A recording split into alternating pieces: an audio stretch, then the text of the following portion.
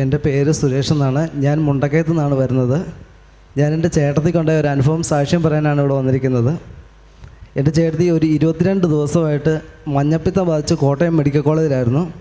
മഞ്ഞപ്പിത്തം ബാധിച്ച് കരളിന് പിടിച്ചു. കരൾ പൂർണ്ണമായിട്ടും പ്രവർത്തനമെല്ലാം നിലച്ചു പോയി. അപ്പം ഡോക്ടർ പറഞ്ഞു ഒരു രക്ഷയുമില്ല, ആൾ മരിച്ചു പോകുക മാത്രമേ ഉള്ളൂ എന്ന് പറഞ്ഞു.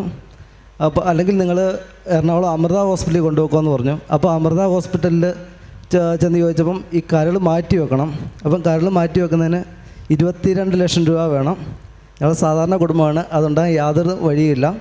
അപ്പം ഞാൻ ഈ കഴിഞ്ഞിട്ട് മുമ്പത്തെ ബുധനാഴ്ച കൃപാസനത്തിൽ വരികയും ഇവിടെ കാര്യം പറഞ്ഞപ്പോൾ എനിക്കിവിടുന്ന് തേനും ഉപ്പും തന്നു വിട്ടു, ഒരു മാതാവിൻ്റെ കാശ് രൂപം തന്നു വിട്ടു, ഇതുകൊണ്ട് കൊടുത്തോളാൻ പറഞ്ഞു.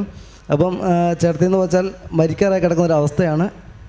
ഇതുപോലെ ഈ വന്ന് നിൽക്കുമെന്ന് ഞങ്ങൾക്ക് ആർക്കും ഒരു പ്രതീക്ഷയില്ല. ആർക്കുമെന്നല്ല, മെഡിക്കൽ കോളേജിലെ മെയിൻ ഡോക്ടർമാർക്ക് പോലും ഒരു പ്രതീക്ഷ ഉണ്ടായില്ല.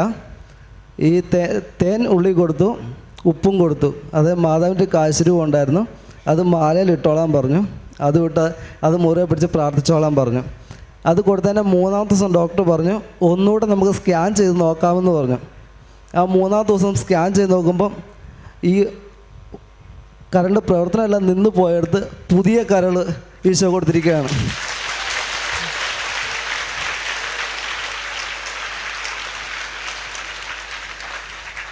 തിരുക്കുമാരനും അമ്മയ്ക്കും ഒരു കോടി നന്ദിയുണ്ട്. അത് തന്നെയല്ല, ഒരു 1.5 വയസ്സുള്ള കുഞ്ഞുമുണ്ട്. ചേച്ചി, ഞാൻ തന്നെ പറയാം, ചേച്ചി ആ സമയത്ത് 2 മാസം പ്രഗ്നൻ്റ് ആയിരുന്നു. അപ്പം അത് ഈ സീരിയസ് ആയ സമയത്ത് കുഞ്ഞ് മരിച്ചുപോയി. അപ്പം ഡോക്ടർ പറഞ്ഞു വീട്ടിൽ പോയിട്ട് 2 ദിവസം കഴിഞ്ഞ് വാ, നമുക്ക് ഓപ്പറേഷൻ ചെയ്ത് എടുത്ത് കളയാമെന്ന് പറഞ്ഞു.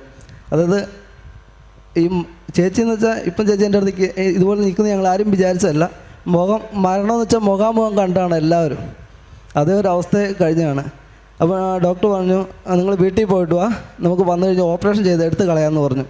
അപ്പം ഡിസ്ചാർജ് എല്ലാം ചെയ്ത് പോകാൻ നേരത്ത് ഒരു ബ്ലീഡിങ് ഉണ്ടായി. അപ്പം അത് ഓപ്പറേഷൻ ചെയ്യാതെ തന്നെ അത് മാറിക്കിട്ടി. അതിനും ഈ തിരുക്കുമാരനും അമ്മയ്ക്കും ഒരുപാട് നന്ദി പറയുകയാണ്.